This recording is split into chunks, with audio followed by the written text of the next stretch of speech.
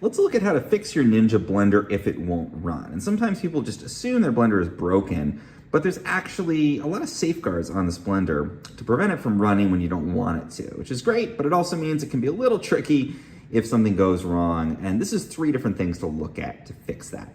So the first thing you want to look at is the blender properly seated on the base? So you can see here, if it's a little bit off and hasn't actually clicked in, then it will not run. So make sure that it's clicked in. You can take it off, just kind of make sure that it's on there properly.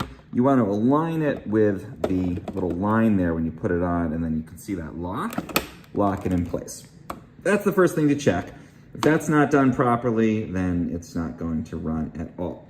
The second thing you're going to want to check is whether you've switched on the blender. Now this may seem obvious, like, okay, I plugged in my blender and I'm ready to go. Let's go ahead and press that smoothie button.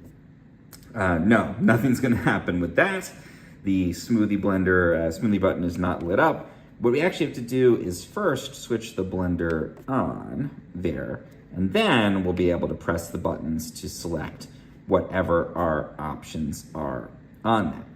Now, the next thing you're gonna wanna check is that you've actually got the blade installed properly. This is the third thing, and the lid locked down. So you can see when I did press that, it's still not gonna do anything because I don't have the blade in and I don't have the lid locked down correctly. So let's go ahead and grab our blade, which I've got over here. We're gonna be super careful with this because it is extremely sharp. Let's open the top here.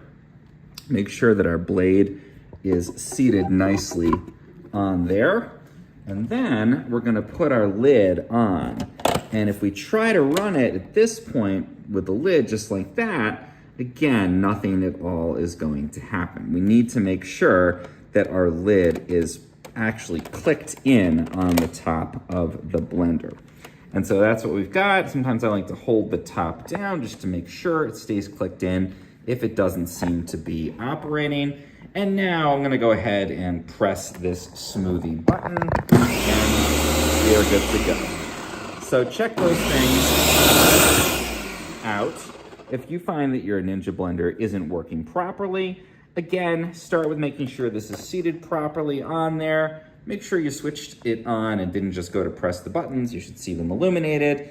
And then make sure you've got the blade in place and the lid fully clicked in so that it's able to operate.